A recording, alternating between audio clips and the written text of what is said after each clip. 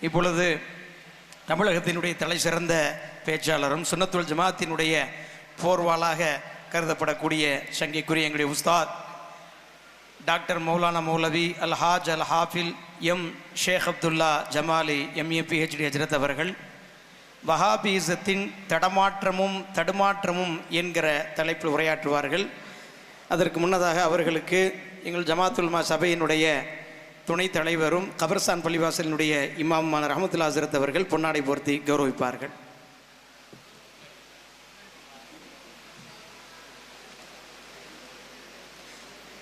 நாரே தக்பீர். அஸ்ஸலாமு அலைக்கும் வரஹ்மத்துல்லாஹி வபரகாத்துஹு. அல்ஹம்துலில்லாஹி ரப்பில் ஆலமீன் வஸ்ஸலாத்து வஸ்ஸலாமு அலா சய்யிதினா முஹம்மதின் வஅலா ஆலிஹி வஸஹ்பிஹி அஜ்மஈன். வமா தௌஃபீகி இல்லா பில்லாஹ் லா ஹவ்ல வலா குவ்வத இல்லா பில்லாஹில் அலிய்யில் அஸீம். சுப்ஹானக லா இல்ம லனா இல்லா மா அல்லம்தனா இன்னக அன்தல் அலீமுல் ஹகீம். திருச்சி மாவட்டம் மணப்பாறை வட்டார ஜமாஅத்துல் உலமா சபை மற்றும் மணப்பாறை ஜும்ஆ பெரிய பள்ளிவாசல் நிர்வாகமும் ஜமாஅத்தார்களும் இணைந்து நடத்துகின்ற ஷரீஅத் விளக்க மாநாட்டின் தகுதிமிக்க தலைவர்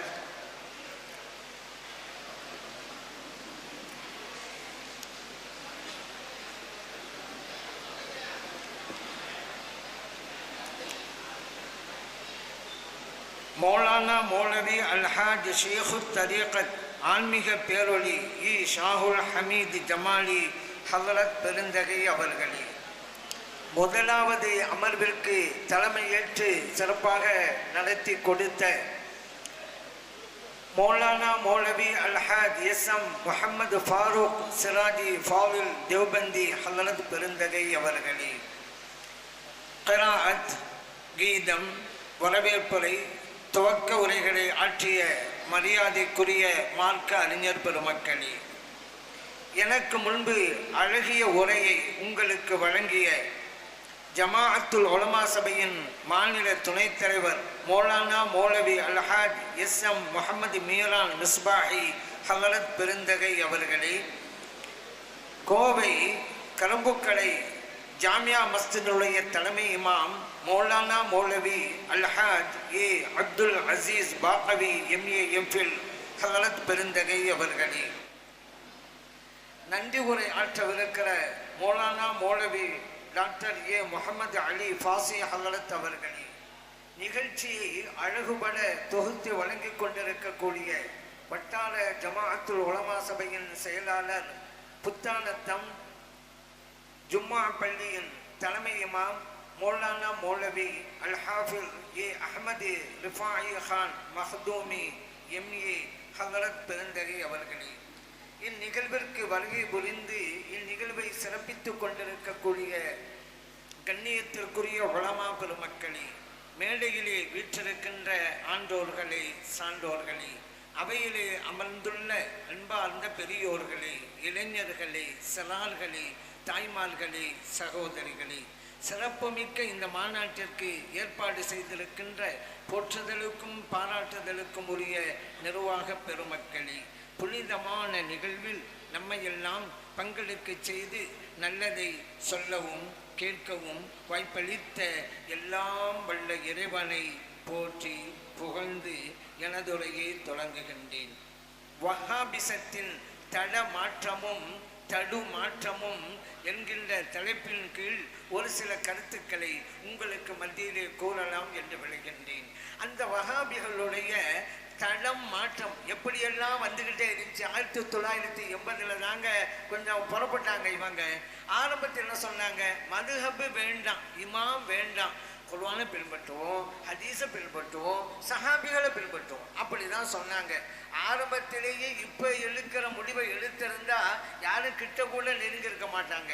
ஆனால் இந்த முடிவு எடுத்த உடனே ஒரு சில பேர் நல்லா தானே இருக்குதுன்னு சொல்லி ஒரு சில பேர் விரவிட்டு எண்ணிடலாம். பாவம் அப்பாவி இளைஞர்கள், அவங்க தான் தங்களுடைய வழியை மாற்றிக்கொண்டு விட்டார்கள்.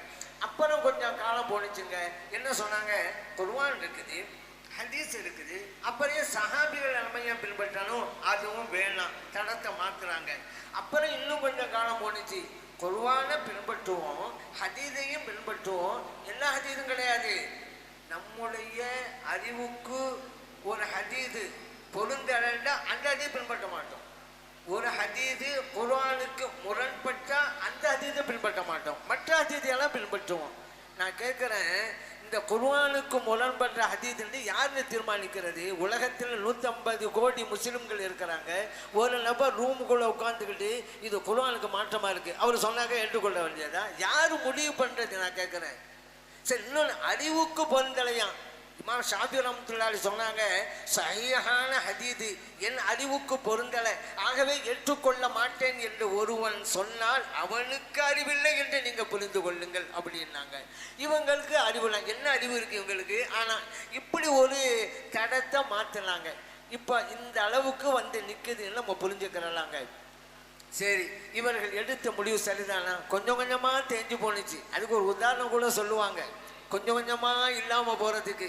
இந்த திருநெல்வேலி பக்கமெல்லாம் சுத்த தமிழில் தான் பேசுவாங்களாம். அதனால் இருக்கின்றது அதை வந்து சுத்தமாக அவங்க பேசுகிறாங்களா.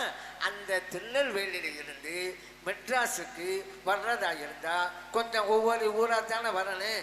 வர வர இந்த வார்த்தை கொஞ்சம் கொஞ்சமாக தேஞ்சிக்கிட்டே வரும் அப்படின்னு சொல்லுவாங்க.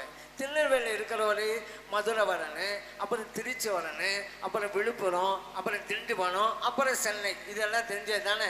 இப்படி வர வர இது இருக்கின்ற வார்த்தையில் உள்ள எழுத்து கொஞ்சம் கொஞ்சமாக குறைஞ்சிக்கிட்டே போகுமா? எப்படின்னு கேட்டால், திருநெல்வேலி இருக்கிறவர் இருக்கின்றது என்று பேசினார்ல, அந்த வார்த்தை மதுரைக்கு வந்துட்டா இருக்கிறது, அவ்வளோதான், இல்லைன்னா போச்சு. அப்புறம் திருச்சி வந்த உடனே இருக்குது, விழுப்புரம் வந்த உடனே இக்குது, அப்புறம் திண்டிவனம் வந்த உடனே இக்குது, சென்னை வந்த உடனே கீது அப்படின்னு வந்துடும் அப்படின்னு சொல்லுவாங்க. இப்படி இந்த எழுத்தை ஒவ்வொன்றா குறைஞ்சி வர்ற மாதிரி 1980 புறப்பட்ட இந்த கூட்டம் கொஞ்சம் கொஞ்சமாக அது வேணாம் இது வேணாம் இது வேணாம் அப்படியே வந்து நிற்கிறாங்கன்னு வச்சுக்கிறோங்க. இவர்கள் எடுத்த முடிவு சரிதானா? சஹாபிகளை பின்பற்ற வேணாம் அப்படின்னாங்களே, இது குர்ஆனுக்கு எதிரானதா இல்லையா? சஹாபிகளை பின்பற்ற வேண்டும் என்று குர்ஆன் அல்லவா சொல்லி காட்டுது. அல்லாஹ் குர்ஆன்ல சொன்னா, வஸ்ஸாபிகூனல் அவ்வலூன் மினல் முஹாஜிரீன வல் அன்சார், முந்தியவர்கள் முதன்மையானவர்கள் முஹாஜிர் தோழர்கள் அன்சார் தோழர்கள், வல்லதீன தபஊஹும் பி இஹ்சான், அந்த சஹாபா பெருமக்களை பின்பற்றுகின்ற நன்மக்கள். இவங்களுக்கு என்ன அல்லாஹ்வால் பரிசு வழங்கப்படுது, சன்மானம் வழங்கப்படுது. ரலியல்லாஹு அன்ஹும் வரலு அன்ஹு, இவர்களை அல்லாஹ் பொருந்தி கொண்டான், அவர்களும் அல்லாஹ்வை பொருந்தி கொண்டார்கள். ஒன்றாவது.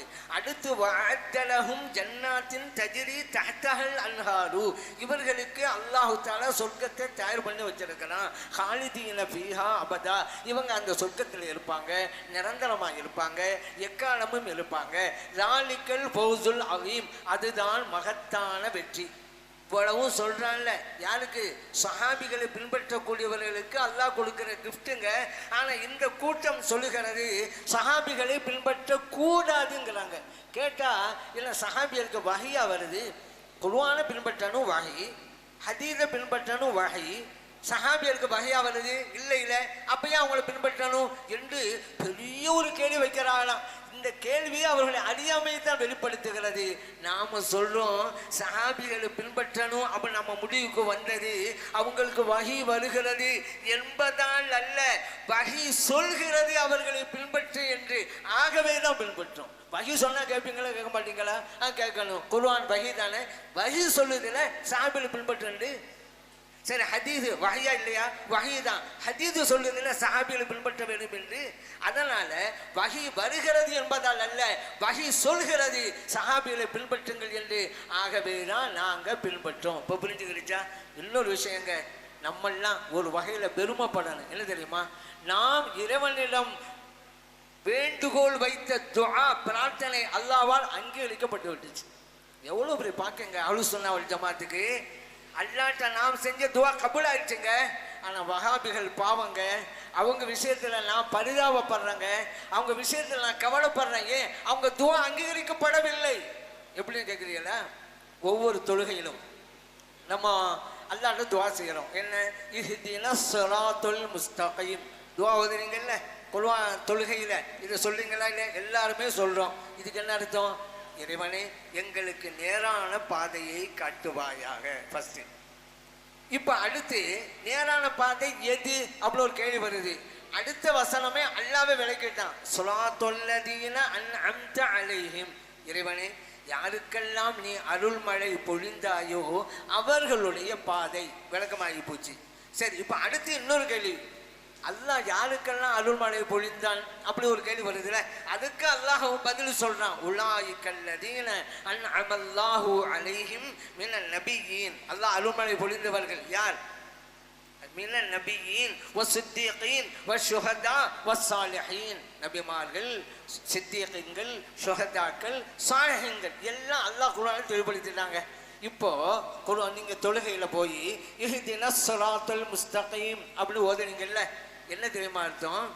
யா அல்லாஹ் நபிமார்கள் வழியை எங்களுக்கு காட்டு, சித்தீகங்களுடைய வழியை எங்களுக்கு காட்டு, ஷுஹதாக்களுடைய வழியை எங்களுக்கு காட்டு, சாலிஹீன்களுடைய வழியை எங்களுக்கு காட்டு. தொழுகையில நீங்க கேட்டீங்க, தொழுகைக்கு வெளியில நீங்க என்ன சொல்றீங்க?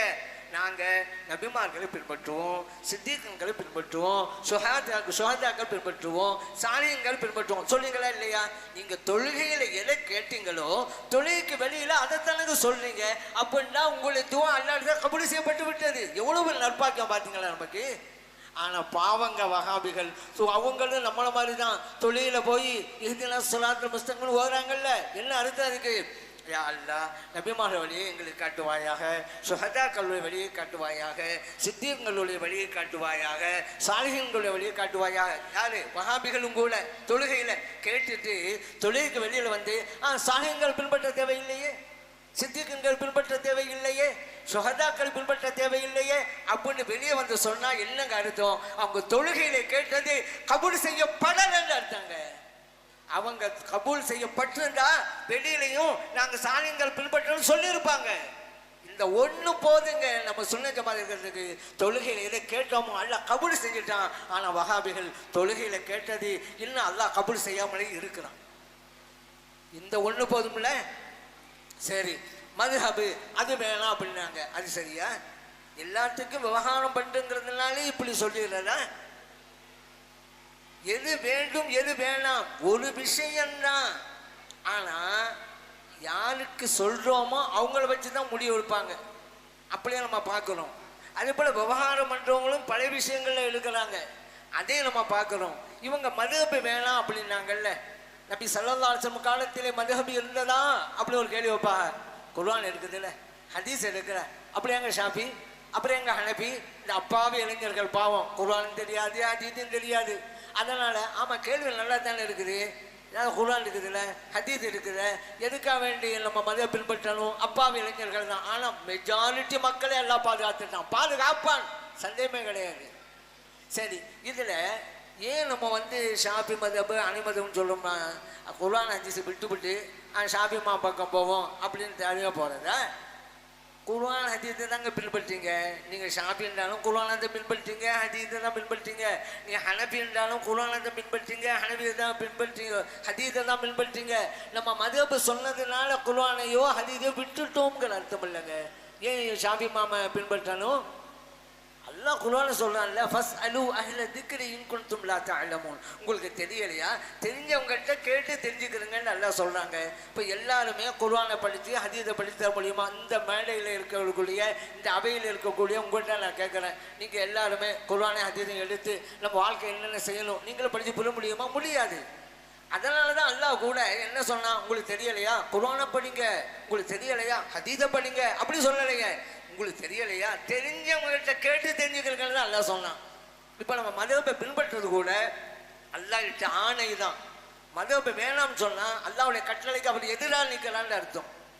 சரி, ஷாஃபி மாமல கேட்குறோம் என்ன சட்டம்? அவங்க சொல்றாங்க குர்ஆனை ஹதீஸையும் அழித்து நமக்கு சட்டத்தை தொகுத்து தர்றாங்க, அது ஏற்றுக்கொள்கிறோம், அவ்வளவுதான்.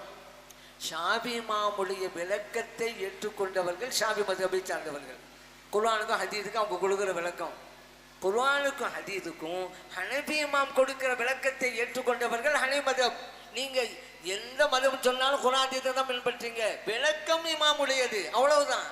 சரி, நபி ஸல்லல்லாஹு அலைஹி வஸல்லம் அவருடைய காலத்திலே மதஹப் இருந்ததா? பெருசா ஒரு கேள்வி வைப்பாங்க. மதஹப் இருந்தது என்பதை புகாரி சொல்லி காட்டுது. சஹாபா பெருமக்கள் காலத்தில் மட்டுமல்ல, நபி ஸல்லல்லாஹு அலைஹி வஸல்லம் அவருடைய காலத்திலேயே மதுஹப் இருந்தது. என்ன மதுஹப்? முஆத் மதுஹப் இருந்ததுங்க. நபி ஸல்லல்லாஹு அலைஹி வஸல்லம் அவர்கள் முஆத் ரலியல்லாஹு அன்ஹு அவங்களை யமன் நாட்டுக்கு கவர்னர் அனுப்பி வச்சாங்க. வெறும் கவர்னரை மட்டும் போல, புகாரில் வர வார்த்தை முஅல்லிமன் வ அமீரன். அந்த யமன் நாட்டு மக்களுக்கு மார்க்கத்தை சொல்லி கொடுக்கக்கூடியவங்களாம் போனாங்க, அமீரன் கவர்னராகவும் போனாங்க. அந்த புகாரில் உள்ள ஹதீஸில் என்ன தெரியுமா, முஆத் ரலியல்லாஹு அவங்ககிட்ட ஒரு கேள்வி வருது. ஒரு ஆள் இறந்துட்டாரு, அவருக்கு ஒரு மகள் இருக்கிறாங்க, ஒரு சகோதரி இருக்கிறாங்க, எப்படி பங்கு போட்டு பிரிப்பது?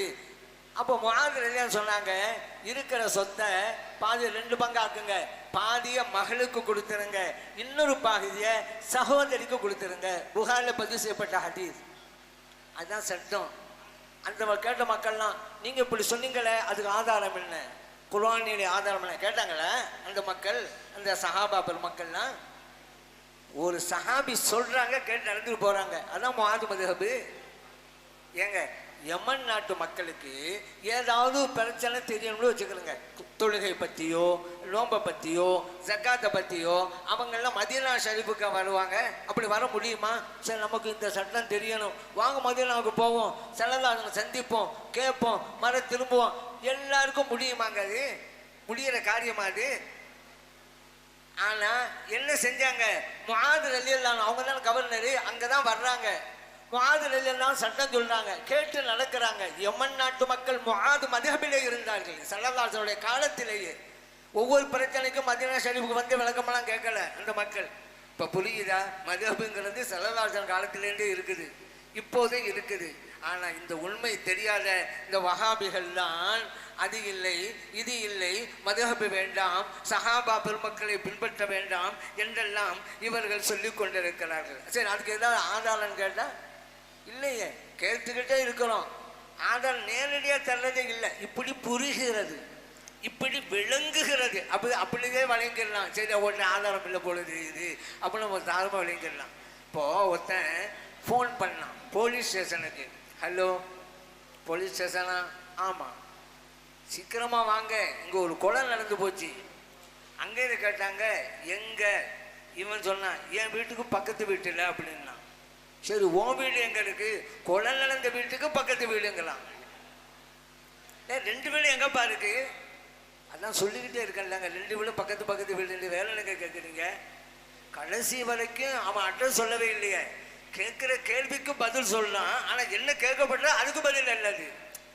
2 பேர் சந்திக்கும் போது ஒருவர் கேட்டார், உங்கள் ஊர் எதுங்க அப்படின்ட்டு. அந்த சொன்னால் மதுரைக்கு பக்கத்துலன்னா. சரி, இவர் கேட்டார், உன் ஊர் எது? மதுரைக்கு தொலைவில் அப்படின்ட்டான். ஆக 2 பேருமே ஊரு பேரும் சொல்லலை, ஆனால் கேட்கறதும் சொல்லிட்டு இருப்பாங்க. நான் பதில் சொன்னேனே, நான் பதில் சொன்னேனே, என்ன பதில்? கேட்டதுக்கு பதில் இல்லை.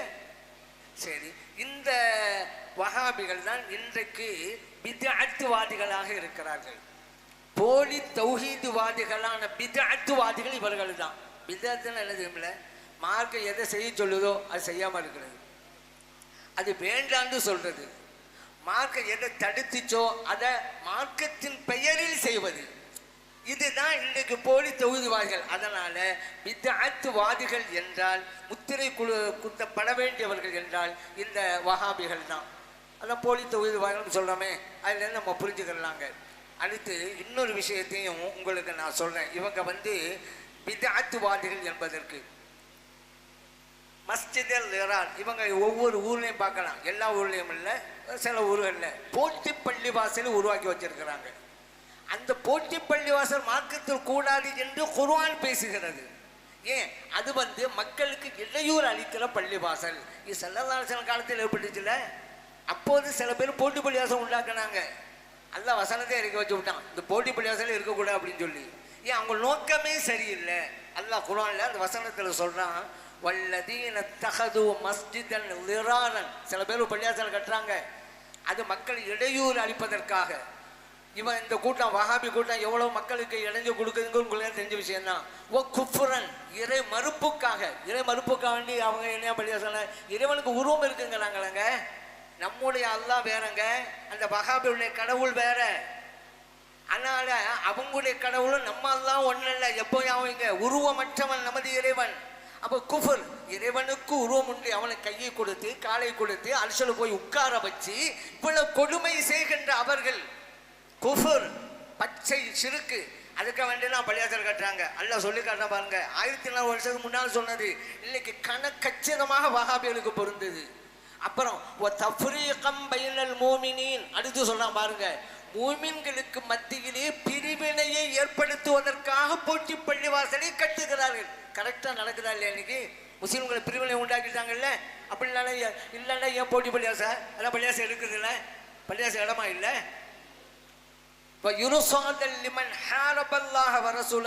அல்லாவுக்கும் அல்லாவுடைய ரசூல் ஸல்லல்லாஹு அவங்களுக்கும் எதிராக போட்டி போடுறாங்கல்ல, யுத்தம் நடத்துறாங்கல்ல, அவர்களுக்கு புகலிடமாகவும் அதை ஆக்குகிறார்கள். யாருக்கு புரியுது? அதனாலதான் சரி போட்டி பள்ளியை உண்டாக்குறாங்கல்ல, நம்மள யாரும் இந்த பள்ளிக்கு போகலாமா? போகக்கூடாதுங்க. சில பேர் விவரம் தெரியாம சும்மா அவசரம் ஓடுவாங்க. பக்கத்துல ஒரு பள்ளியாசம் இருக்கு, இது பள்ளியாசம் போவாங்க. உள்ளு போனாதான் தெரியும், என்னடா இது இஸ்லாம் சொல்ற மார்க்கத்துக்கு இவங்க சரி சம்பந்தமே இல்லையே, நான் ஸல்லல்லாஹு சொல்லி தந்த தொழுகைக்கு இதுக்கு சம்பந்தமே இல்லையே அப்படி உள்ளு போன பிறகுதான் தெரியும். தெரியுதா? உடனே வெளியே வாங்குங்க. நீங்க ஜும்மா லொஹர தொழுவுங்க. நீங்க அங்க போய் ஜும்மா தொழுதுங்க வச்சுக்கிறீங்க, ஜும்மாவும் போச்சு, ஜும்மா தான் தொழுவிட்டோமே அப்படின்னு லொஹரை விட்டுருப்பீங்க, லொஹரும் போச்சு. அதனால இனிமே அங்க போகாதீங்க. அங்க போறீங்க நானா சொல்றேன், அல்லாஹ் சொல்றாங்க வலா தகும் ஃபீஹி, அந்த போட்டி பள்ளி வாசலுக்கு சென்று நீங்கள் தொழாதீர்கள். அல்லாஹ்வுடைய கட்டளை யாரும் மீறலாமாங்க? அல்லாஹ் சொல்லிட்டாங்க அங்க போகாதீங்கன்னு. இப்ப புரியுதா இவர்களுடைய தடமாற்றம் எந்த அளவுக்கு போயிருக்குன்னு சொல்லி? தடுமாற்றமும் கூட தான். எத்தனையோ சட்ட திட்டங்கள் எல்லாம் அப்படித்தான் சொல்லிட்டு இருக்கிறாங்க. பாருங்க, ஒவ்வொன்றா சொன்னாங்க. என்ன? ஜகாத் வருடந்தோறும் தேவையில்லை, ஆயுளிலே ஒரு தடவை சொன்னால் போதும், கொடுத்தால் போதும். என்னங்க ஆதாரம்? ஆதாரம் தாங்க இல்லை ஆதாரம் அவங்கள்ட்ட. நம்ம சொன்னோம் ஒவ்வொரு வருடமும் கொடுக்கணும். ஆதாரம் என்ன கேட்டாங்க? குல்ல ஆமில் மனமுவந்து கொடுங்கள் ஜக்காத்தை, ஒவ்வொரு வருடமும் கொடுங்கள். அபூதாலே பதிவு செய்யப்பட்ட அது.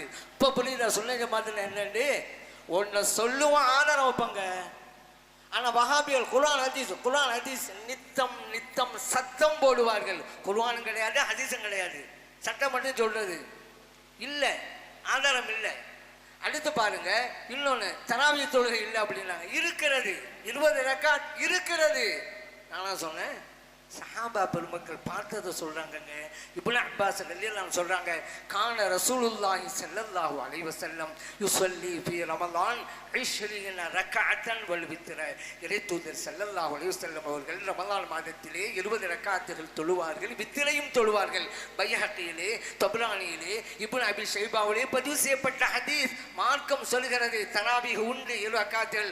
இந்த போலி தௌஹீத்வாதிகள் பித்அத்வாதிகள் சொல்கிறார்கள் இல்லை என்று.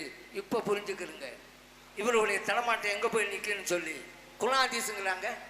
அதே போல பார்க்க பராத் இரவு, ஷாபான் மாதத்தில் 15ஆம் நாள் இரவு. நம்மளாம் பராத் இரவு கொண்டாடுவோம். வணக்க வழிபாடை வைத்து கொண்டாடுவோம். கொண்டாடணும் வேதம் நினைச்சாங்க. வணக்க வழிபாடு எப்படி? இரவெல்லாம் நின்று நம்ம தொழுவோம், நோன்பு வைப்போம். இது நபி ஸல்லல்லாஹு அலைஹி வஸல்லம் நமக்கு சொல்லி தந்ததல்லவா? பராத்து இரவிலே நின்று தொழுங்கள், பகலிலே நோன்பு வையுங்கள். ஹதீஸ் நபி ஸல்லல்லாஹு அலைஹி வஸல்லம் சொன்னது. இப்னு மாஜாவிலே பதிவு செய்யப்பட்ட ஹதீஸ் செய்கிறோம். ஆனா ஹதீஸ் என்று வாய்வழிக்க பேசுபவர்கள் பராத் இரவு இல்லை என்கிறார்கள். அப்ப அந்த கூட்டத்தோடு சேர்ந்து போனவருடைய இழப்பு என்ன? வணக்க வழிபாடே ஒண்ணுமில்லாம போச்சு, தொலை தெரிந்து விட்டார்கள். இஸ்லாத்தை தூய வழிபாடாம். என்ன அர்த்தம் இருக்கு? இஸ்லாத்தில் இருக்கக்கூடிய நல்ல மலை எல்லாத்தையும் எடுத்து விட்டு தூயதா ஆக்க போறாங்களாம். இவங்களுக்கு பின்னால் போனா என்ன ஆகும்? அவர்கள் புரியவில்லை. குர்ஆன்ல என்னன்னு தெரியல. நம்ம ஒண்ணு கேட்டா அவங்க ஒண்ணு சொல்றது. விவகாரம் பண்றது பல வகை இருக்குது. அதே போலதான் இவர்களும் விவகாரம் பண்ணுவார்கள். ஏதாவது சட்டம் சொன்னா அதுக்கு என்ன ஆதாரம்பாங்க. நான் கேட்டேன், இப்போ இந்த ஜக்காத்து விஷயத்துல ஹதீஸ் நம்ம சொன்னோம், பராத்துக்கு ஹதீஸை சொன்னோம், தராவிய ஹதீஸ் சொன்னோம். உடனே அந்த கூட்டம் என்ன நம்ம சொன்னோம்? ஹதீஸ் இருக்குது, அது பலவீனமான ஹதீஸ், ஆவேற்றுக்கொள்ள மாட்டேன். இப்படி சொல்வதற்கு தகுதி உங்களுக்கு இருக்குதா?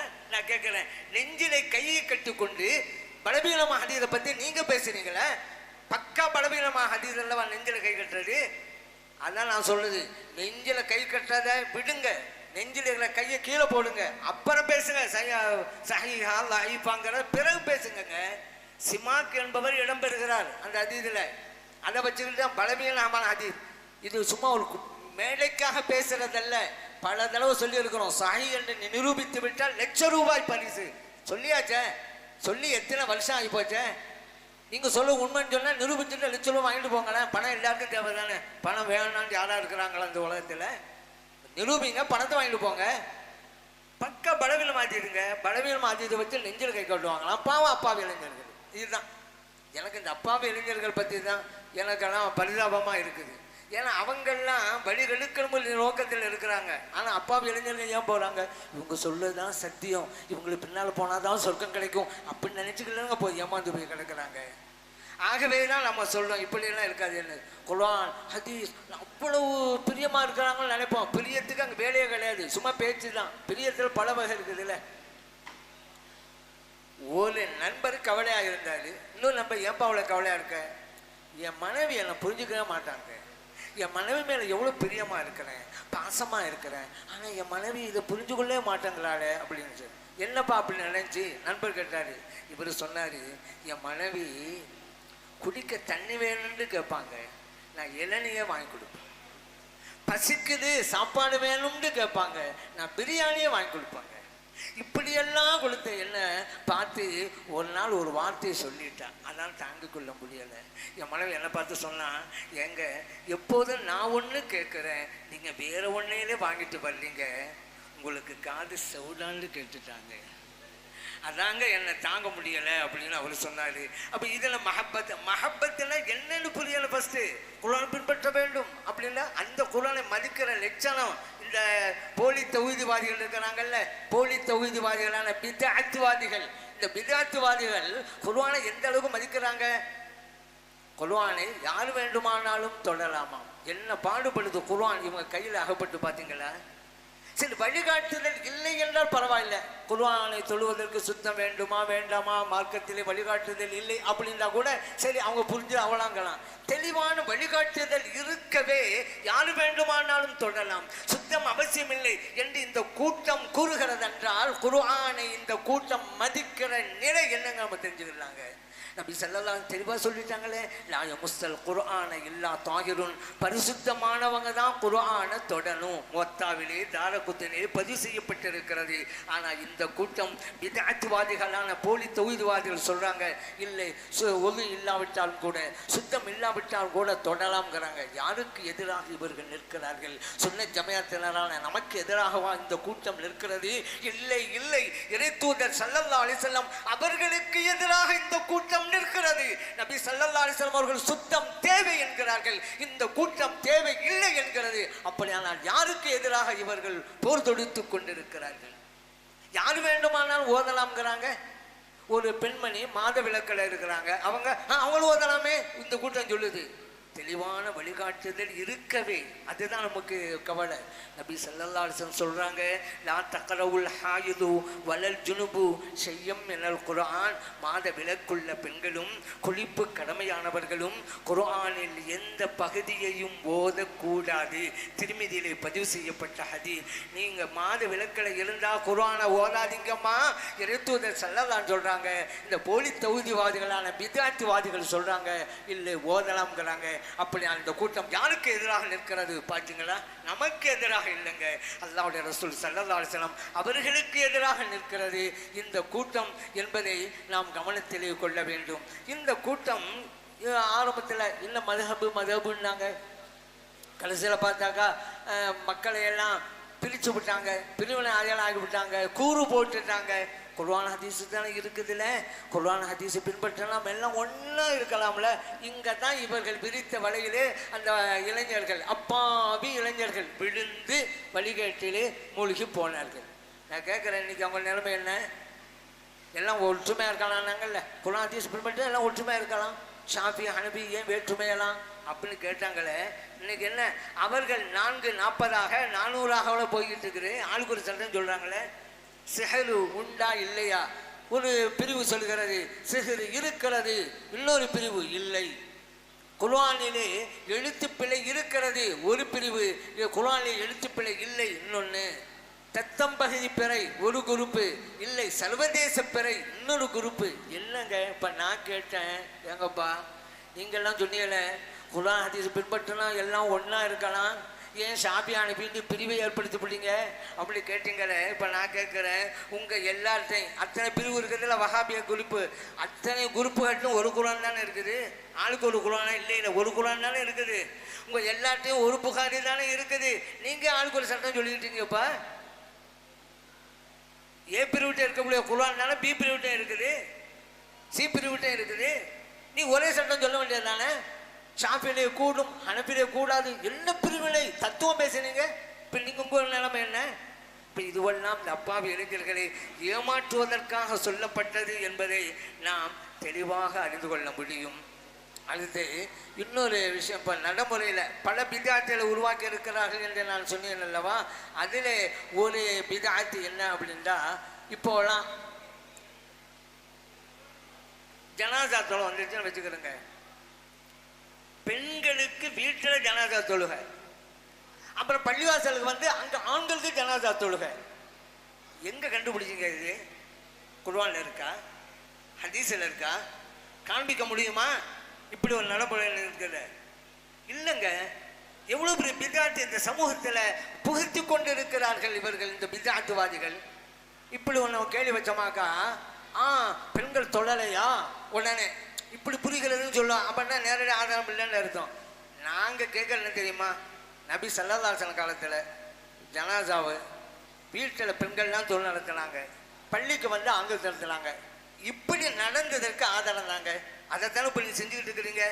எல்லாம் தத்துவம் எல்லாருமே நாங்கள் அப்படியே பின்பற்றுவோம், குர்ஆனை அப்படியே பின்பற்றுவோம், ஹதீஸை அப்படியே பின்பற்றுவோம் சொல்கிறீங்கல்ல, இதுக்கு ஆதாரம் தாங்கங்க. ஏன் ஹதீஸை பின்பற்றுவோம்னு சொல்லிவிட்டு இப்போ ஹதீஸில் இல்லாத ஒன்றை செஞ்சுக்கிட்டு இருக்கீங்களே, ஏன் உங்களுக்கு இங்கே தடுமாற்றம்? ஹதீஸை பின்பற்றுவோம் என்பதில் உறுதியாக இருக்க வேண்டியது தானே. ஆதாரம் இல்லாத ஏன் செய்கிறீங்க? எதற்கெடுத்தாலும் ஆதாரம் ஆதாரம் என்று பேசி பேசி சேதாரம் ஆகி போனது தானேங்க மிச்சம். இப்போ இதுக்கு ஒரு ஆதாரம் இருக்குதா? இல்லை. உடனே என்ன தெரியுமா சொல்றது? ஏன் பெண்கள் தொழவில்லையா? ஒரு ஹதீஸ் எடுத்து வந்தது. ஆயிஷா சித்தியக்கா ரலியல்லாஹு அன்ஹா சஅத் இப்னு அபி வக்காஸ் ரலியல்லாஹு அன்ஹு வஃபாத்தான போது சொன்னாங்க, இந்த ஜனாசாவை பள்ளிக்குள்ளே எடுத்துகிட்டு போங்க, நாங்களும் தொழுவணும்னாங்க. அப்போ சஹாபா பெருமாள் யோசிச்சாங்க, பள்ளிக்குள்ளே எப்படி எடுத்து போகிறது? இல்லை புதுசாக இருக்குது. அப்போ ஆயிஷா சித்தியக்கா ரலியல்லாஹு அன்ஹா சொன்னாங்க, ஏங்க இதுக்கு முன்பு ஸல்லல்லாஹு அலைஹி வஸல்லம் அப்படி செஞ்சுருக்காங்கல்ல. சுஹைல் ரலியல்லாஹு அன்ஹு வஃபாத்தான போது அவங்களுடைய ஜனாசாவை பள்ளிக்குள்ளே தான் எடுத்து போனாங்க, அதுக்கெல்லாம் மறந்துட்டீங்க, நடந்துச்சு தானே, அந்த மாதிரி இப்போ கொண்டு போங்க, நாங்கள் ஜனாசா தொழுவணும்னாங்க. முஸ்லீம்லேயே பதிவு செய்யப்பட்ட ஹதீஸ். இந்த ஹதீஸ் இவங்களுக்கு ஆதாரமா? இவங்க இதில் வேற பேசுகிறது என்ன? சஹாபிகளை பின்பற்ற மாட்டோம் தத்துவம். இங்கே சஹாபிகள் செய்கிறத ஆதாரம் கொண்டு வந்து இருக்கிறாங்க. எதை? ஆயிஷா சித்தியக்கா ரலியல்லாஹு அன்ஹா செஞ்சாங்கல்ல, உங்களுக்கு தேவைண்டாக்கா வந்துடும். சஹாபா பெருமக்கள் செஞ்சதெல்லாம் ஆதாரம் வந்துடும். சாதாரணமாக இருந்தால் சஹாபி செஞ்சா என்ன, அது எங்களுக்கு ஆதாரமாகாது. ஏன் இங்கே தடுமாற்றம்? ஏன் ஒரே நிலைப்பாடு இல்லை? சரி, இன்னும் என்ன தெரியுமா? ஆயிஷா சித்தியக்கா ரலியல்லாஹு அன்ஹா அவங்க தொழுதுங்கிறது அந்த ஒன்றுக்கு தான். அந்த மதீனாவுல் ஷரீஃபில் 10 வருஷம் ஸல்லல்லாஹு அலைஹி வஸல்லம் இருந்தாங்கல்ல, 10 வருஷமாக எத்தனை ஜனாசா வந்திருக்கும் மஸ்ஜித் நபவிக்கு. அப்போவெல்லாம் ஆயிஷா சித்தியக்கா ரலியல்லாஹு அன்ஹா அப்படி தொழுதாங்களா? மதீனா ஷரீஃபில் இருந்த பெண்கள் தொழுதாங்களா? அதை அமைக்க முடியுமா? ஒரு தடவை நடந்ததை எடுத்துக்கிட்டு நீங்கள் எல்லா ஜனாசாவுக்கும் அப்படி செஞ்சுட்டு இருக்கீங்களங்க. இதுதான் நபி வழியா? நபி வழி நபி வழி என்று வெறுமனே வார்த்தையிலே சொன்னால் போதுமா? வாழ்க்கையிலே கொண்டு வர வேண்டாமா? இன்னைக்கு அப்படிதான் செஞ்சுட்டு இருக்கிறாங்க. அதுங்களை இன்னொரு ஹதீஸ் ஒன்று இருக்குங்க. அது என்னது? அது கொண்டு வருவாங்க தேடி பிடிச்சி. என்ன? இந்த அபூ தல்ஹா ரலியல்லாஹு அன்ஹு அவங்களுடைய மகன் உமைர் ரலியல்லாஹு அன்ஹு சின்ன வயசு பிள்ளை வஃபாத் ஆகிட்டாங்க. ஸல்லல்லாஹு அலைஹி வஸல்லம் அவங்க வீட்டுக்கு போனாங்க, ஜனாசாத்தோடு நடத்தினாங்க. நபி ஸல்லல்லாஹு அலைஹி வஸல்லம் பின்னால் அபூ தல்ஹா ரலியல்லாஹு அன்ஹு இருந்தாங்க. அவங்களுக்கு பின்னால் அவங்க துணைவியார் உம்மு சுலைம் ரலியல்லாஹு அன்ஹா அவங்க இருந்தாங்க. இவங்க கூட வேறு எவரும் இல்லை. இப்படி சொல்கிறது அனஸ் ரலியல்லாஹு அன்ஹு. இவங்க தான் தொழுதாங்க. தபரானியிலே பதிவு செய்யப்பட்டிருக்கு, ஹாக்கிம்ல பதிவு செய்யப்பட்டிருக்கு. இதை வச்சுக்கிட்டு தொழுதாங்கல்ல பெண்மணி யார்? உம்மு சுலைம் ரலியல்லாஹு அன்ஹா. ஆமாம், வீட்டிலேயே தொழுதாங்க, பள்ளிக்காமத்து தொழுதாங்க. சரி, அந்த ஒன்று தானே. அவங்க மகன் சின்ன குழந்தை, அபூ தல்ஹா ரலியல்லாஹு அன்ஹுடைய மகன் சின்ன குழந்தை. இப்போ நம்மளாம் குழந்தைகள்லாம் வஃபாத்தானா ஜனாசா தொழுகைக்கு பள்ளிக்கு கொண்டு வரது இல்லைங்க, வீட்டிலே தொழில் நடத்துவாங்க, நேராக கபரிஸ்தான் அடக்க செஞ்சுருவாங்க. அந்த மாதிரிலாம் அங்கேயும் வீட்டில் நினைச்சு நேராக கபரிஸ்தான் தான், பள்ளிக்கு வரலை. ஸல்லல்லாஹு அலைஹி வஸல்லம் தொழுகை நடத்துகிறாங்க. உம்மு சலீம் ரலியல்லாஹு அன்ஹா பின்னாடி தொழுகிறாங்க. தொழுகை கூடும். ஒரு பெண்மணி ஜனாசா தொழுகையில் ஈடுபட்டா அந்த தொழுகை கூடுமா கூடாதா? கூடும். ஏன் இங்கே தொழுதுருக்காங்க? அந்த சட்டம் தானங்க இது. ஒவ்வொரு ஜனாசாவுக்கும் பெண்கள் வீட்டில் தொழில் நடத்தினாங்க. அந்த ஜனாசா பள்ளிக்கு வந்த பிறகு ஆண்கள் தொழில் நடத்தினாங்க. இதுக்கு ஆதாரம் இருக்கிறதா? 10 வருஷ காலம் சலாசல் மதீனாவில் இருந்தாங்களே, செஞ்சாங்களா? அவங்க செய்யாத ஒன்றை ஏன் செய்றீங்க? மார்க்கத்தின் பெயரால வித்யார்த்திவாதிகளை ஏன் செய்றீங்க நீங்க? அப்ப இருந்தா நீங்க ஆதாரம் காட்டணும், இல்லைன்னா விட்டுறணும். அதான் உன் முறை. இப்ப இவர்கள் இல்லை இல்லை நம்ம மார்க்கத்தில் சுன்னத்தா இருக்கிறதையெல்லாம் இல்லை இல்லை அப்படிம்பாங்க. அதே நேரத்தில் இல்லாத ஒன்னேனா சுன்னத்தில் கொண்டு வந்துடுவாங்க. இப்படி ஒரு வழக்கம் அவர்களிடம் பல தடவை இருந்திருக்கிறது. ஆனால் சுன்ன ஜமாத் செஞ்சாக்கா கோரா மட்டும் சொல்றதுக்கு மட்டும் தெரியல. நீங்கள் என்ன அப்படி செய்றீங்க, இப்படி செய்றீங்க, சுன்னத்துக்கு எதிரானது, குர்ஆனுக்கு எதிரானது, இப்படி வாய்ப்பாடு படிப்பாங்க. காலமெல்லாம் குறை சொல்றது அப்படிங்கிறது அவங்களுடைய பழக்கத்திலே இருந்துக்கிட்டு தான் இருக்குது. பல வகையிலன்னு வச்சுக்கிறேங்க. என்ன இப்போ நம்ம நடைமுறையில் கூட நீங்கள் பார்க்கலாம். சில பேர் குறை சொல்றது தான் அவங்களுடைய தொழிலாகவே இருக்கும். எப்படி தெரியுமா? ஒரு ஆள் குயிலை பார்த்து சொன்னார். குயில் கருப்பாக இருக்கும் பார்வைக்கு, ஆனால் குரல் இனிமையாக இருக்கும். இவர் குயிலை பார்த்து சொல்கிறாரு, உன் கலர் மட்டும் கருப்பாக இல்லைன்னு வச்சுக்க, நேரம் நீ எங்கேயே இருந்திருப்ப. கடலை பார்த்து சொன்னாரு, உன் சுவை மட்டும் உப்பா இல்லைன்னு வச்சுக்க, இந்நேரம் நீ எங்கேயே இருந்திருப்ப. அந்த ரெண்டு இவரை பார்த்து சொன்னிச்சு, இந்தாப்பா ஒவ்வொன்றா இப்படி குறை சொல்லிக்கிட்டே இருக்கிறியே, இந்த குணம் மட்டும் உன்னிட்ட இல்லைன்னு வச்சுக்க, இந்நேரம் நீ எங்கேயே இருந்திருப்ப. இப்படி குறை சொல்ற பழக்கம் எல்லாத்தையும் இருந்துகிட்டு இருக்க. இந்த வஹாபிகள் இந்த சுன்ன ஜமாத்தை பார்த்து குர்ஆனுக்கு மாற்றம், ஹதீதுக்கு மாற்றம், பிதத்தை செய்கிறார்கள், ஷிர்கை செய்கிறார்கள். நான் சொல்றேன், ஒட்டுமொத்த குத்தகைக்கு எடுத்துக்கொண்டவர்கள் ஷிர்கையும் பிதத்தையும் இந்த போலி தௌஹீத்வாதிகள் தான். இறைவனுக்கு உருவம் உண்டுன்னாங்கல்ல, ஒட்டுமொத்த ஷிர்க்குங்க இது. அதே போல எத்தனையோ மார்க்கத்தில் இந்த ஜனாசா தொழிலை செலுத்து கொண்டோம் அல்லவா, ஜக்காத்து பிரச்சனை, குர்ஆனை தொழுற விஷயம் எல்லாம் பித்அத் செய்கிறதெல்லாம் இவங்க தான். சரி, அடுத்து ஜனாசா தொழுகை விஷயத்தில் இன்னொரு குழப்பம் பண்ணுவாங்க. என்ன அப்படின்னு கேட்டால், அந்த ஒரு வஹாபியுடைய வாப்பா வஃபாத் ஆகிருப்பார். ஜனாசா பள்ளிக்கு வந்துடும். உடனே அந்த இளைஞர் வருவார், இறந்து போனது எங்கள் வாப்பா, நான் தான் தொலை வைப்பேன், எனக்கு தான் ரைட் இருக்குது, எனக்கு தான் உரிமை இருக்குது. அங்கே வந்து விவகாரம் பண்ணுறது எதை? ஜனாசாவை வச்சுக்கிட்டு பிணத்தை வைத்து அரசியல் நடத்துவார்கள்னு சொல்லுவோம்ல, அது இவங்களுக்கு தான். இப்போதான் நான் சொல்றது, என்னப்பா என்ன யார் தொழில் நடத்துறது? வாரிசுதாரர், அப்படி தானே? ஆதாரம் கொண்டு வா, தொலைவை ஆதாரம் கொண்டு வரட்டும். எல்லா இமாமுகளும் அதான சொல்லுவோம். இப்படி எந்த வஹாபியாவது நானா தொலை வைப்பேன், எனக்கு தான் உரிமை இருக்குன்னு சொன்னாங்க, அவர்கிட்ட நீங்கள் சொல்லுங்க, உனக்கு உரிமை இருக்கிறது மார்க்கத்தில்ங்கிறது ஆதாரம் கொண்டு வா, அப்புறம் தொலை வச்சுட்டு போ. சொல்லுங்க துணிஞ்சு. ஆதாரம் இல்லைங்க, குழப்பம். ஆனால் சில ஊர்வலில் பள்ளிவாசலில் நிர்வாகியில் இருக்கிறவங்க பார்ப்பாங்க, ஓ அப்படி உங்களுக்கு இருக்குது போல தெரியுது அப்படின்னு சொல்லி இமாம்கிட்ட வந்து, அதிரத்து போனால் போயிட்டு போகுது, ஏன் பிரச்சனை, அவன் தொலைச்சிட்டு போடுமே. இவங்க என்ன நினச்சிக்கிறது, ஏதோ ஹதீஸில் இருக்க போய் தான் அவன் சொல்லிக்கிட்டு இருக்கான்னு நினைக்கிறது கிடையாதுங்க. அதனால் நீங்கள் துணிஞ்சு சொல்லுங்கள், ஆதாரத்தான் தொலை வச்சுட்டு போ. ஆதாரம் கேட்டால் அந்த குரூப் என்ன நம்ம சொல்லுவாங்க, ஒரு வசனத்தை ஓதிடுவாங்க. எப்போ நான் சொல்கிறது, வசனத்தை ஓதிடுவாங்க, நம்பரையும் சொல்லிடுவாங்க. இவங்க சொல்கிறது தான் அந்த வசனத்தில் இருக்காது. உள்ளுல் அரஹாமி பஅதுஹும் அவுலா பி பஅதின் குர்ஆனில் இருக்குது. உறவினர்களில் சிலர் சிலரை விடவும் மேன்மையானவர்கள் இருக்குது. ரைட்டு தான். ஜனாசா தொழிலாளர்கள் எங்கே பாருங்க இந்த வசனத்தில், உறவினர்களில் சிலர் சிலர் மேன்மையானவங்க தான், அது சந்தேகம் இல்லை. சகோதரனை விட சின்னத்தா பெரியத்தான் மேன்மையானவங்க தான், யார் இல்லைன்றது அது இப்போ பிரச்சனை இல்லை. ஜனாசா தொழுகை நடத்தலாம் என்று அந்த வசனத்திலே எங்கே இருக்கிறது? ஆயத்தை ஓதனா போதுமா? இப்போ முடிஞ்சு போச்சா? குர்ஆன் ஆதாரம் இல்லை. அடுத்து ஹதீஸ் கொண்டு வருவாங்க. என்ன தெரியுமா?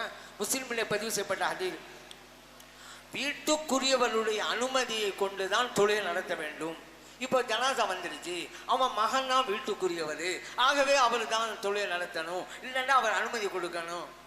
ஹதீஸை புரிகின்ற நிலை இவங்களுக்கு இப்படி தான். எல்லாத்தையுமே அறகுறையாக தான் புரிவாங்க. அவங்களுக்கு பழக்கம் ஒன்று இருக்குது. ஆனால் ஒரு விஷயம் சொல்லப்படுதுன்னு சொன்னால் எந்த நோக்கத்தில் சொல்லப்பட்டது அப்படிங்கிறத பார்க்கணும். இப்போ டாக்டர்கிட்ட ஒரு நாள் போனார். டாக்டர் சொன்னார், இந்தாப்பா உன் வியாதி போகணும்னு சொன்னால் டெய்லி நடக்கணும். உடனே பேஷண்ட் சொல்கிறாரு, டாக்டர் நடக்கிற காரியமா சொல்லுங்க டாக்டர் அப்படின்றாரு. டாக்டர் சொன்னாரு, நீ இப்படி செய்யல உன் காரியம் நடந்துரும் அப்படின்றாரு. இப்போ எல்லாம் நடக்குது நடக்குதுன்ற வார்த்தை தான் வந்துகிட்டு இருக்கு, ஒவ்வொன்றுக்கும் ஒரு அர்த்தம். டெய்லி நடக்கணும் அப்படின்னு சொன்னது வாக்கிங். இந்த ஆள் சொல்றாரு, நடக்கிற காரியமா சொல்லுங்க டாக்டர், செய்வதற்கு முடியுமான ஒரு செயலை சொல்லுங்க டாக்டர். அப்படின்னா இவ்வளவு நாள் வாக்கிங் போக முடியாதுன்னு அர்த்தம். நிறைய பேர் அப்படிதான் இருக்கிறாங்க. போகணும்னு ஆசை இருக்குது, புறப்பட்டு போறதான் பிரச்சனை. அப்படி நிறைய பேர் இருக்கிறாங்க. சரி, அதுக்கடுத்து அவர் என்ன சொன்னாரு, இல்லை உன் காரியம் நடந்துடும், மூத்து வந்துடும் அர்த்தம். ஆக எல்லாம் நடக்கிறது தான், அர்த்தம் வெவ்வேறு இருக்குது. எந்த இடத்துல எந்த அர்த்தம் அப்படிங்கிறது ரொம்ப முக்கியமானது. இவர்கள் என்ன செய்வாங்க, இந்த ஒரு ஹதீஸ் இருக்குதுல்ல, எது வீட்டுக்குரியவருடைய அனுமதி அப்படின்னாங்கல்ல, அது எதுக்கு ஜனாசா தொழுகைக்கா? சரி, பள்ளிவாசல்ல வந்தா எதையுமே பாதியை படிச்சுட்டு மீதியை விடாதீங்க, முழுமையா படிங்க. அது எதுக்கு தெரியுமா, ஒரு வீடு ஒரு சபை இருக்குது, வீட்டில் ஜமாத்தோடு நடக்க போகுது. யார் இமாமா இருக்கிறது, வீட்டுக்குரியவர் யாருக்கு அனுமதி கொடுக்கிறாரோ அவர் இமாமாக இருந்து தொழில் நடத்துவார். ஜனாத தொழிலுக்காக உள்ள இல்லை, எந்த தொழிலாக இருந்தாலும் சரிதான். லோகரு அசரு மகபீஷா அது வீடுகளில் எல்லாம் ஜமாத்தா சில கட்ட நடத்துவோம் அல்லவா, ஃபங்க்ஷன் டயத்துல எல்லாம். அப்போ யார் இமாமா இருக்கிறது, வீட்டுக்காரரு அனுமதி கொடுக்கணுங்க. வீட்டில் நடந்தாதான் இது பள்ளிவாசலா? சரி, பள்ளிவாசல் இல்லைன்னு நீங்கள் எப்படி சொல்லலாம்? நீங்கள் எல்லாம் பார்த்து கேட்கலாம். வீடு எல்லா இடத்துலையும் நினைக்க வேண்டியது தானே, பள்ளிவாசல் அப்படி தான் நினைக்க வேண்டியதானே? இல்லை, அந்த ஹதீஸிலே இருக்கிறது பள்ளிவாசலுக்கு பொருந்தாது என்று. ஏன் தெரியுமா, அதே ஹதீஸில் அடுத்து வருது, ஃபீ சுல்தானிஹி, ஒரு அதிகாரம் உடையவர் உள்ள இடமாக இருந்தால் அந்த அதிகாரம் உடையவருடைய அனுமதி கொண்டுதான் தொழில் நடத்தப்பட வேண்டும். அதே ஹதீஸில் அடுத்து வர்ற இபாரத்து வாசகங்க, இது முஸ்லிம்ல பதிவு செய்யப்பட்ட ஹதீஸ். பள்ளி அப்படி வந்துட்டா அங்க அதிகாரம் மிக்கவர் யாருங்க, இமாம் தான். அந்த ஹதீஸிலேயே பள்ளிக்கு வந்து விட்டால் அதிகாரம் மிக்கவர் சுல்தான். சுல்தான் அதிகாரம், இமாம். இமாம் தொலை வைப்பாரு. இல்லைண்டா யாருக்கு இமாம் அனுமதி கொடுக்கிறார் அவர் தான். உங்க வீட்டில் ஜமாத்தில் நடந்தா நீங்க எப்படி வேணாலும் சொல்லிருப்போம், எங்க என்ன இருக்கு, பள்ளிக்கு வந்து அந்த அதிகாரம் இருக்குதா? ஆதாரம் காட்ட முடியுமா? நமக்கு தான் ஆதாரம் இருக்குது, பள்ளிக்கு வந்தா இமாமுக்கு தான் அதிகாரம் இருக்குங்கிறது அந்த ஹதீஸ்ல இருக்கு. அவன் எப்படியெல்லாம் ஏமாத்திரம் பாருங்க. நான் மகன் வந்திருக்கிறேன், இதுக்குள்ள அங்கேயிருந்து வர்றது வெளிநாட்டுலேருந்து குழப்பம் விளைவிக்க, ஜனாசா பத்திக்கலாம் நீங்க, நான் வந்துடுறேன், ஏன் குழப்பம் விளைக்கணும்ல? அதனால நீங்க துணிஞ்சு சொல்லுங்க, எந்த ஆதாரம் இல்லாம தான் இந்த பிதாத்துவாதி செஞ்சுக்கிட்டே இருக்கிறாங்க. அடுத்து இன்னொரு முக்கியமான விஷயம் சொல்ல, இன்னொரு ஒரு மடக்க பாப்பாலாம் இந்த ஹனபி மதஹபுடைய மஹல்லாவில் இருக்கக்கூடிய விஷயத்தை காமிச்சு அவங்க தொலை வச்சா தொழில்கூடாதுங்க. அதனால தாங்க நாங்கள் தொழில் போகிறோம். ஒரு விஷயம் சொன்னால் என்னென்னு புரிஞ்சு சொல்லுங்க, அதுதான் முக்கியம். அதனால தான் தெளிவாக எதையும் சொல்லணும்னு மார்க்கம் சொல்லி காட்டுகிறது. சரி, நாளைக்கு விஷயத்துக்கு வந்துடுறேன். இவங்க என்ன சொல்றது, இந்த ஜனாசா தொழில் நடக்குத ஃபாத்திஹா சூரா ஓதணுங்க முதலாம் தக்பீருக்கு பின்னால. இந்த ஹனபி மதபி சார்ந்த இமாம்கள்லாம் ஃபாத்திஹா சூரா ஓதுறது இல்லையில, சனாவுல ஓதுறாங்க. அப்போ தொழுவு கூட போயிருமே, சுண்ணத்தை விட்டுட்டாங்கல்ல, அதனால தான் நாங்கள் தொழுவிக்க போகிறோம் அப்படின்ட்டு இரண்டாவது காரணத்தை சொல்லி வர்றது. சரிங்க, ஃபாத்திஹா கிதாப் ஓதணும்னு எங்கே இருக்குது அப்படின்னு சொன்னால், இப்போ நான் அப்பாஸ் ரலியல்லாஹு சொல்கிறாங்களே, நான் சூரத்துல் ஃபாத்திஹாவை ஜனாசா தொழுகையிலே இறைந்து சப்தமிட்டு ஓதினேன். நீ யஅலமு அன்னஹா சுன்னா, மக்கள் அது சுன்னத் என்று விளங்கிக் கொள்ள வேண்டும் என்பதற்காக. புகாரில் இருக்குது. இந்த ஹதீஸை வச்சுக்கிட்டு சுன்னத்தாய் போச்சுல, சுன்னத்துல சுன்னத்து ரசூல் இவங்க வழங்கினாங்க. அப்படி கிடையாது. சுன்னத்து ரசூல் அப்படின்னு சொன்னா இவங்க மற்றவங்களுக்கு வெளித்தப்படுகிறது எல்லா சாபிகளுக்கும் தான் தெரியுமில்ல. எல்லா சாபியாலும் மலர்ந்து சொல்ல ஓதி இருப்பாங்கல்ல.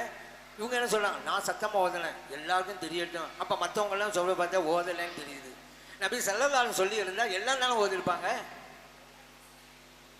அங்கே சுன்னத்தின் இவங்க ஆய்வின் அடிப்படையில் ஜனாசா தொழுகை தானே, மற்ற தொழிலாக இருந்தால் ஃபாத்திஹா சூரா ஓதணும்ல. அதனால இந்த ஜனாசா தொழிலையும் ஃபாத்திஹா சூரா ஓதணும்னு இவர்கள் ஆய்வின் அடிப்படையில் சொன்னது தான். சுன்னத்துங்கிறதுனால சுன்னத்து ரசூலுல்லாஹ் கிடையாது. ஏன், சுன்னத்துங்கிறதுக்கு நபி ஸல்லல்லாஹு அலைஹி வஸல்லம் சுன்னத்தையும் எடுக்கும், சஹாபாக்கள் மக்களுடைய சுன்னத்தையும் எடுக்கும், முஸ்லிம்களுடைய சுன்னத்தையும் எடுக்கும். ஹதீஸை பாருங்க. ஹதீஸை படிக்காம ஏன் உங்களுடைய அறியாமையை வெளிப்படுத்துறீங்க? இவங்க என்ன நினைச்ச, சுன்னத்து வந்துச்சுல, ஸல்லல்லாஹு அலைஹி வஸல்லம் தான். அலி ரலியல்லாஹு சொல்றாங்க, இந்த மது குடிக்கிறவனுக்கு நபி ஸல்லல்லாஹு அலைஹி வஸல்லம் அவருடைய காலத்தில் 40 கசையடிகள். அபூபக்கர் சித்திக் ரலியல்லாஹு அன்ஹு காலத்திலேயும் மது அருந்தியவனுக்கு 40 கசையடிகள். உமர் ரலியல்லாஹு அன்ஹு அவங்களுடைய காலத்தில் மது கல் குடித்தவனுக்கு 80 கசையடிகள். அலியெல்லாம் சொல்லிவிட்டு சொல்றாங்க, குல்லுன் சுன்னத்துன், எல்லாமே சுன்னத்து தாங்கிறாங்க. முஸ்லிம்களே பதிவு செய்யப்பட்ட ஹதீஸ். நபி ஸல்லல்லாஹு அலைஹி வஸல்லம் அவர்கள் செய்யறதும் சுன்னத்து தான். அது பிறகு அபூபக்கர் சித்திக் ரலியல்லாஹு அன்ஹு, உமர் ரலியல்லாஹு அன்ஹு செய்ய அதுவும் சுன்னத்து தான். இது சஹாபி சொல்லி காட்டுறாங்கல்ல. ஏன் சஹாபிகள் மட்டும் இல்லை, நபி ஸல்லல்லாஹு அலைஹி வஸல்லம் அவங்களே ஒரு ஹதீஸில் சொல்றாங்க பாருங்க. ஹஜ்ஜு பெருநாள் அன்னைக்கு உலகையா கொடுக்கறது, பெருநாள் தொழுகை முடிச்சுப்படி தான் கொடுக்கணும். அதெல்லாம் உங்களுக்கு தெரியும் சட்டம். பெருநாள் தொழுகைக்கு முன்னால் கொடுக்கக்கூடாது. நபி ஸல்லல்லாஹு அலைஹி சொல்றாங்க, மன் தபஹ பஅத ஸலாத்தி, அந்த பெருநாள் தொழுகை முடிச்சுப்பட்டு ஒருவர் உலகையா கொடுத்தா அஸாப சுன்னத்தல் முஸ்லிமீன், முஸ்லிம்களுடைய சுன்னத்துக்கு அவர் ஒன்றுபட்டு விட்டார். புகாரிலே பதிவு செய்யப்பட்ட ஹதீஸ். முஸ்லிம்களுடைய செயலை ஸல்லல்லாஹு அலைஹி வஸல்லம் அவர்கள் சுன்னத்து என்கிறார்கள். அப்ப சுன்னத்து என்று வந்துட்டாலே நபி ஸல்லல்லாஹு அலைஹி வஸல்லம் அவர்களுடைய தானே. அலைக்கும் பி சுன்னத்தி வ சுன்னத்தில் குலஃபாயிர் ராஷிதீன் அல் மஹ்தி என்று ஸல்லல்லாஹு சொன்னாங்களே. ஏன் சுன்னத்தை எடுங்க, ஹலீஃபாக்கள் சுன்னத்தை எடுங்க. அப்ப ஹலீஃபாக்களுடைய செயல்பாட்டுக்கும் சுன்னத்துன்னு சொல்லலாம். சொன்ன நபி ஸல்லல்லாஹு அலைஹி வஸல்லம் அவர்கள் அல்லவா. இது அபூ தாவூத் திர்மிதியில பதிவு செய்யப்பட்டிருக்கு. அதனால சுன்னத்து என்றா இந்த ஹதீஸெல்லாம் படிச்சிருந்தா வஹாபிகள் நினைச்சிருப்பாங்க, யோசிச்சிருப்பாங்க சுன்னத்துன்னு இருக்குது, இதை வச்சுக்க நம்ம முடிவு பண்ண முடியாது, ஸல்லல்லாஹு அலைஹி வஸல்லம் சுன்னத்து தான் அப்படின்ட்டு. ஏன் சஹாபா பெருமக்களுடைய செயலுக்கும் சுன்னத்துங்கள் ஹதீஸில் இருக்கு. முஸ்லிம்களுடைய செயல்பாட்டு கூட சுன்னத்துன்னு சொல்லலாம், அதுவும் ஹதீஸில் இருக்குன்னு புரிஞ்சிருப்பாங்க. ஹதீஸை ஒழுங்கா படிச்சிருந்தா. இல்லனால தான் சுன்னத்துன்னு வந்துடுச்சு அப்படின்னு நிற்கிறாங்க. நான் கேட்கறது, ஜனாசா தொழுகையில முதல் தக்பீருக்கு பின்னால அலும்து சூரா ஓதனும்னு நபி ஸல்லல்லாஹு அலைஹி வஸல்லம் சொல்லி இருக்கிறாங்க. சையான் ஹதீஸ் கொண்டு வாங்க, கொண்டு வாங்கங்க. அப்படி கொண்டு வாங்க, ஓகே, கொண்டு வர முடியுமா? அப்படி கொண்டு வர முடியாதுன்னு சொன்னதான் இப்போ நம்ம ஸல்லல்லாஹு சுன்னத்துட்டாங்களே கொண்டு வர்றாங்க. இல்லை, நபி ஸல்லல்லாஹு அலைஹி வஸல்லம் முதல் தக்பீருக்கு பின்னால அலும்து சூராவை ஓதுனாங்க என்றோ ஓதுங்கள் என்று சொன்னார்கள் என்றோ சையான ஹதீஸே கிடையாது. இப்போ ஷாஃபி இமாம் அவங்க அலும்து சூரா ஓதுங்க, ஏன் மற்ற தொழுவ மாதிரி தான் அப்படின்ட்டாங்க. இப்னு அப்பாஸ் ரலியல்லாஹு சொன்னாங்கல்ல, ஏன் தொழுக முதல் ரக்கத்தில் ஓதனு, அந்த மாதிரி அவங்க. ஹனஃபி மதுஹப் இமாம் ஏன் தெரியுமா சனாவோ சொன்னாங்க? சும்மா இல்லைங்க, ஜனாசா தொழுகை எதுக்காக? மையத்துக்கு துவா செய்ய தானே. துவா எப்படி அமையணும் நபி ஸல்லல்லாஹு சொல்லி தந்துருக்காங்கல்ல, அப்படி அவங்க சிந்திச்சாங்க. ஒரு சஹாபி தொழுதாங்க, தொழுது முடிச்சாங்க, உடனே யாரெல்லாம் எனக்கு அழைத்தா இதைத்தான்னு கேட்டாங்க. நபி ஸல்லல்லாஹு கூப்பிட்டாங்க, வாங்கங்க, என்ன அவசரப்படுறீங்க, தொழுது முடிச்சிட்டீங்களா, அல்லாஹ்ட்ட கேட்க போறீங்களா? ஃபர்ஸ்ட் அல்லாஹ்வை புகழுங்க, அப்புறம் என் மேல செலவாத்து சொல்லுங்க, அப்புறம் கேளுங்க அல்லாஹ்ட்ட. சொல்லி கொடுக்குறாங்க நபி ஸல்லல்லாஹு அலைஹி வஸல்லம் அவர்கள். திருமதியில் பதிவு செய்யப்பட்ட ஹதீஸ். இந்த ஹதீஸை ஆதாரமாக எடுத்தார்கள் ஹனஃபி இமாம் ரஹ்மத்துல்லாஹி அலைஹி அவர்கள். ஏன் ஜனாசா தொழுகை என்பது துஆ. துஆ எப்படி அமையணும்? ஃபர்ஸ்ட் அல்லாஹ்வை புகழணும். ஸல்லல்லாஹு சொன்னதுதான். அதான் சனா புகழ்றோம். அடுத்து ஸலவாத்து, ரெண்டாவது தக்பீருக்கு பின்னால ஸலவாத்து, மூணாவது தக்பீருக்கு பின்னால துஆ. இந்த ஹதீஸை பின்பற்றுகிறார்கள் ஹனஃபி இமாம்கள். இப்போ புரியுதா? அதனால ஹனஃபி இமாம்கள் சொன்னது எல்லாமே, ஷாஃபி இமாம் சொன்னது எல்லாமே ஹதீஸ் அடிப்படையில் தான். இந்த வஹாபிகள் இந்த அலும்து சூரா ஓதுறதா சுன்னத்து, ஹனஃபி இமாம்கள் ஓதுறது இல்லைன்னு சொன்னாங்க. அவங்க புரியாது, இல்லப்பா சுன்னத்துங்கிறீல்ல, ஸல்லல்லாஹு அலைஹி சொன்னாங்களே ஹதீஸ் கொண்டு வா, நீ சொல்ல ஏற்றுக்கொள்ளும், அப்படி கேளுங்க. இப்படி இந்த மஹல்லாக்களிலே அவர்கள் குழப்பத்தை உண்டு பண்ண வேண்டும் என்பதற்காக பல்வேறு காரணங்களை அவர் சொல்லிக்கொண்டே இருப்பார்கள். விளங்காததின் காரணத்தினால். சில பேர் விளங்குறது இல்லை. ஒரு ஆள் இன்னொருத்த கேட்டாரு, ஏங்க இந்த இடத்துக்கு போகணும், எந்த பஸ்ஸில் போகணும்? இவர் சொன்னார், 102 பஸ் வரும், அதில் போங்கன்ட்டாரு. போயிட்டு இவர் ரொம்ப நேரம் கழித்து அங்கே வந்தார்.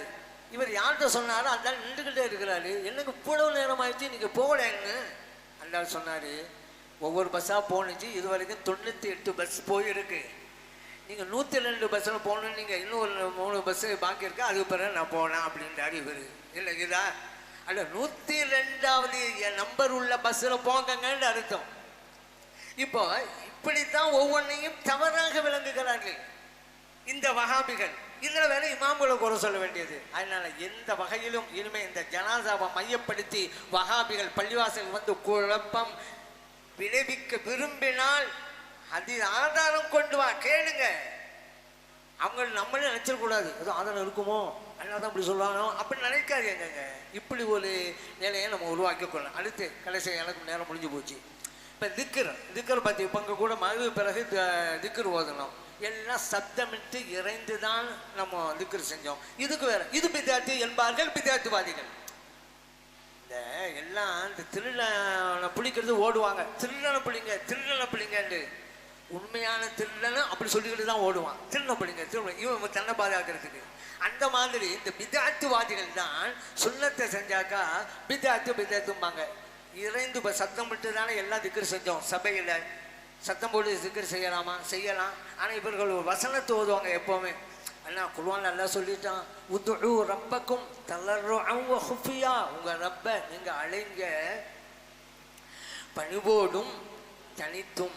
இன்னொரு வசனம், வதுக்குர் ரப்பக்க ஃபி நஃப்ஸிக தலர்ருஅன் வ ஹீஃபத்தன் வ தூனல் ஜஹரி.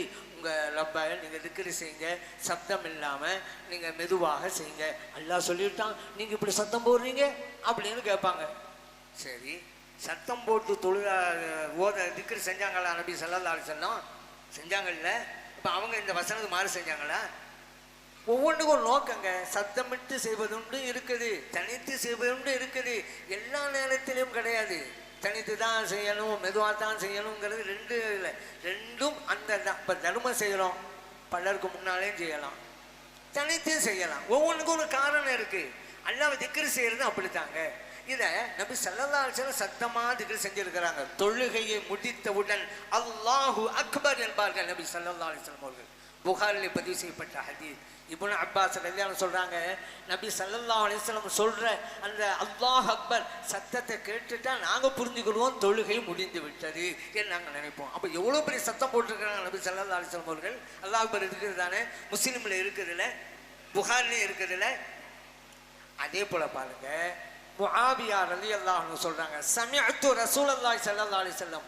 நபி ஸல்லல்லாஹு அலைஹி வஸல்லம் தொழுத உடனே லா இலாஹ இல்லல்லாஹ் வஹ்தஹு லா ஷரீக லா நாலாங்கலிமா ஓதுவோம்ல, நபி ஸல்லல்லாஹு ஓதுவாங்க. நான் கேட்டேன், முஸ்லிமில் பதிவு செய்யப்பட்ட ஹதீஸ். நான் கேட்டேன்றால சத்தமாக ஓதிருக்காங்க ஸல்லல்லாஹு அலைஹி வஸல்லம். சத்தமாக ஓதனா எப்படி கேட்க முடியும்? என்ன ஓதுனாங்கன்னு சொல்றாங்க, நான் கேட்டேன்னு சொல்றாங்க. சத்தமாக திக்ரு செஞ்சிருக்கிறாங்க நபி ஸல்லல்லாஹு அலைஹி வஸல்லம். இன்னொரு ஹதீஸில் இதே தான் அப்துல்லா இப்னு ஜுபைர் ரலியல்லாஹு அன்ஹு சொல்றாங்க, நபி ஸல்லல்லாஹு அலைஹி வஸல்லம் திக்ர் செய்வாங்க. இந்த லா இலாஹ இல்லல்லாஹ் வஹ்தஹு லா ஷரீக லஹ் பி ஸௌத்திஹில் அஅலா. அவர்கள் உரத்த சத்தத்தோடு செய்வார்கள். முஸ்னது ஷாஃபிஈ பதிவு செய்யப்பட்டிருக்குதுங்க. இப்போ புரியுதா? சத்தமாக ஸல்லல்லாஹு அலைஹி வஸல்லம் செஞ்சிருக்காங்க திக்ருன்னு. சரி, இப்போ நான் அவருடைய தடுமாற்றத்துக்கு வர்றேன். சொன்னீங்கல்ல சத்தமாக போகணும்ல. நீங்கள் தொழுகையில் இருக்கும்போது இமாம் வலல்லாலின்னு சொன்ன உடனே ஆமீன் ஏங்க சத்தம் போட்டு சொல்றீங்கப்பா? நீங்கள் ஏன் இந்த தடுமாற்றம்? நாங்கள் அல்லாஹ்வை திக்ரு செஞ்சா சத்தமாக செய்யக்கூடாதுங்கிறீங்க. தொழுகையில் இமாம் வலல்லாலின்னு சொல்லி முடித்த உடனே ஆமீன் சத்தம் போடுறீங்க. இப்போ உங்களுடைய இந்த கூற்றுக்கு அது முரணா இல்லையா? சரி, அவங்களுடைய கூட்டங்களில் ஒரு கருத்தை சொல்லுவார் ஒரு வஹாபி. உடனே அந்த சபையில் கூட்டத்தில் உள்ளவங்கெல்லாம் அல்லாஹ் அக்பர் சத்தம் போவாங்க. ஏன் செய்றீங்க? ஏன் இந்த தடுமாற்றம்? சத்தமாக திக்ர் செய்யக்கூடாதுன்னு சொல்லிவிட்டு உங்கள் கூட்டத்தில் எல்லாம் சேர்ந்து அல்லாஹ் அக்பர் ஏன் தொழுகையில் ஆமீன் சத்தம் போடுறீங்க? ஏன் ஏன் ஏன் சொல்லுங்க. ஏன் இந்த தடுமாற்றம்? ஒன்று கூடும் இன்னும் கூடாதா? சரி, இன்னொன்று திக்ரில் ஷாதிலியா தரிகான்னு பார்த்துருப்பீங்க. அதில் கைகளை கோர்த்து கொண்டு உடலை அசைத்து கொண்டு திக்ர் செய்வாங்க. இதை சில பேர் கேலி கிண்டல் பண்ணுறது. யாரு? ஹதீஸை படிக்காதவங்க. ஹதீஸை படிச்சிருந்தா இந்த நிலையே வந்திருக்காது. அதை நினைவில் வைங்க. ஹதீஸை படிக்காதனால வந்த வேலை தான். ஏன்னா ஹதீஸில் இருக்கிறது, சஹாபா பெருமக்கள் திக்ரு செய்தால் அவர்கள் வலதும் இடதுமாக அசைவார்கள். தமாயலு, இங்கிட்டு வலது பக்கம் இடது பக்கம் சாய்ந்து சாய்ந்து அசைவார்கள். உதாரணமும் வருது, கமா தமாயலத்து ஷஜரத்து, மரம் எப்படி அசையும்? பிர்ரீஹில் ஆசிப், பிர்ரீஹில் ஆசிபா, கடுமையான பெரிய காற்று வீசுது. அப்போ மரம் எப்படிங்க அசையும்? இல்லை அம்மா முன்னால் போகும், சும்மா இல்லை வரா பின்னால் வரும், அப்படிதான் அசையும். அந்த மாதிரி சஹாபா பெருமக்கள் அசைந்து அசைந்து திக்ர் செய்வார்கள். இமாம் அபூ நுஐம் ரலியல்லாஹு அன்ஹு ஹில்யாங்கிற கிதாபில் பதிவு பண்ணியிருக்கிறாங்கங்க. இதில் நான் என்ன சொல்கிறேன், உங்களுக்கு உண்மையிலேயே கூடாதுன்னு சொன்னால் அதுக்கு ஆதாரம் காமிங்க, கூடான்னு சொல்லுங்க, பிரச்சனையே இல்லை. ஏன் நீங்க இல்லாத பொல்லாத கருத்தை சொல்றீங்க? என்ன தெரியுமா, நீங்க வாட்ஸ்அப்ல பார்த்துருப்பீங்க, இந்த அசிந்து திக்கர் செய்வாங்கல்ல, அவங்க அல்லாஹ்வுடைய திக்கர் சொல்லியிருப்பாங்க. இந்த வஹாபில் என்ன செஞ்சிட்டாங்க, பின்னணியில ஒரு பாட்டை போட்டு விட்டாங்க, சினிமா பாட்டை.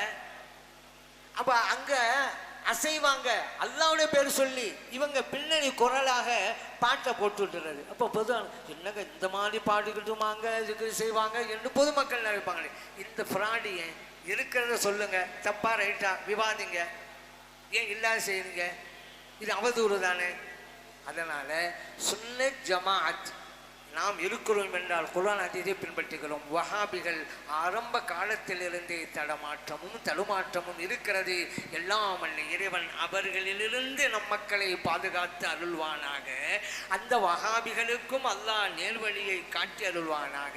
அந்த வஹாபிகளும் கூட நம் கூட சேர்ந்து சொர்க்கத்திற்கு வருகின்ற பாக்கியத்தை எல்லாம் அல்ல இறைவன் வழங்கி அருள்வானாக.